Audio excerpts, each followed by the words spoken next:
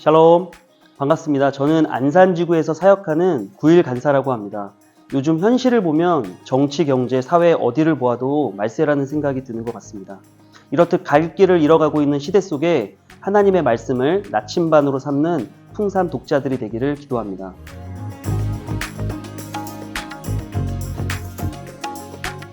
오늘부터 마태복음을 묵상하게 될 텐데요. 하지만 마태복음은 시작부터 부담스럽게 족보가 등장합니다. 혹시 족보에 나오는 사람들을 잘 몰라서 그냥 넘어가고 싶은 마음이 들지도 모르겠습니다. 하지만 족보는요, 먼저 하나님의 말씀이 역사 속에서 이루어진 사실임을 보여주는 중요한 역할을 합니다. 그리고 하나님이 사람을 통해 그 뜻을 이뤄가고 계심을 보여주는 근거가 됩니다. 특별히 성경에 나오는 족보는요, 처음과 마지막 등장인물이 중요한데요. 그 이유는 족보가 시작하고 멈추는 곳에서 중요한 사건이나 정보를 전달하기 때문입니다. 아브라함과 다윗의 자손 예수 그리스도의 계보라. 중요한 인물들이 보이시죠? 그럼 마태는 왜 마태복음의 시작을 아브라함부터 예수 그리스도까지의 족보를 나열하는 데 사용했을까요? 좀 전에 제가 족보의 처음과 끝에 등장하는 인물이 중요하다고 말씀드렸죠. 특별히 오늘 본문에서는 3명의 인물과 한 장소가 굉장히 중요하게 부각됩니다. 무엇일까요? 바로 아브라함, 다윗, 바벨론, 예수 그리스도입니다. 우선 아브라함과 다윗은 유대인이라면 절대로 모를 수 없는 인물입니다. 하나님은 아브라함과 언약을 맺으셨습니다. 아브라함을 통해 하나님 나라를 시작하려고 하신 것이죠. 그래서 아브라함은요, 믿음의 조상으로 불리고 있는 것입니다. 다윗은 어떤가요? 하나님의 나라가 어때야 하는지를 보여준 이스라엘의 모델 왕이었습니다. 그래서 나중에 왕들을 평가할 때 다윗의 길로 갔는지 안 갔는지가 중요한 기준이 되었습니다. 특별히 사무엘하 7장에 나오는 다윗 원약, 즉 내 왕위가 영원하겠다고 약속하신 말씀을 통해서 다윗은 예수님을 예표하는 왕이라는 사실을 우리에게 알려주고 있습니다. 사실 여기까지만 봐도 예수 그리스도의 계보를 시작하며 왜 아브라함과 다윗을 언급했는지를 짐작할 수 있습니다. 그게 뭘까요? 그건 바로 예수 그리스도가 오실 메시아, 즉 이스라엘, 더 나아가 하나님 나라의 왕이라는 사실을 분명하게 우리에게 밝히고 있는 것입니다. 그렇다면 바벨론은 왜 등장할까요? 이것은 마태가 의도적으로 전환점이 되는 시기를 강조하려고 했기 때문입니다.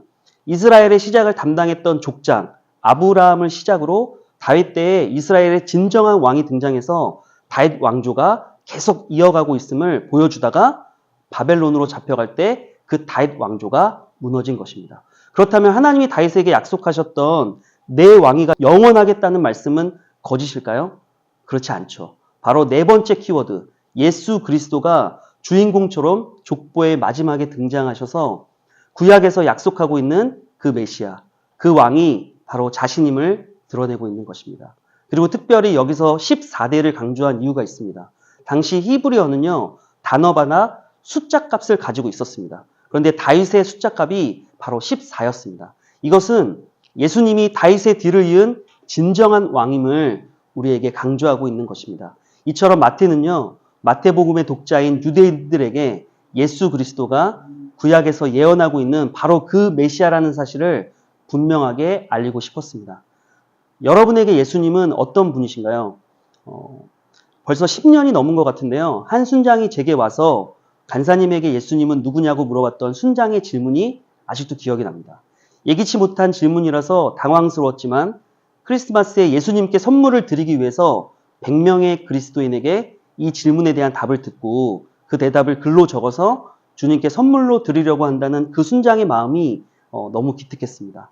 그 질문을 받으며 그냥 알고만 있는 예수님이 아니라 진짜 나에게 예수님이 어떤 분인지 생각해 보게 되었습니다. 저에게 예수님은요, 저의 인생을 가장 최선으로 인도하시는 분이십니다. 그런 주님이 저를 안산 CCC 책임자로 인도해 주셨습니다. 물론 삶의 순간마다 제가 이해하지 못하는 상황을 만나기도 하고 왜 이런 일이 일어났는지 원망 섞인 마음이 들 때도 있지만 그럼에도 나의 길을 가장 잘 아시는 그분이 제 삶을 지금까지 인도하고 계심을 인정하며 이곳까지 온 것 같습니다. 풍삼 독자님들에게 예수님은 어떤 분이신가요? 오늘의 본문을 묵상하며 각자에게 예수님이 어떤 분이신지 돌아보는 시간이 되기를 바랍니다. 또한 마태가 이 글의 주 독자인 유대인들에게 족보를 사용해서라도 예수님을 전하기 위해 열심을 낸 것처럼 오늘 하루 만나는 사람들에게 우리의 삶을 변화시킨 예수님을 정말 제대로 전달하면 좋겠습니다. 이제 새학기 사역이 시작됩니다. 바라기는 캠퍼스마다 푸르고 푸른 그리스도의 계절이 오는 것을 경험하는 저와 여러분이 되기를 소망합니다. 오늘 하루도 말씀으로 승리하세요. 샬롬.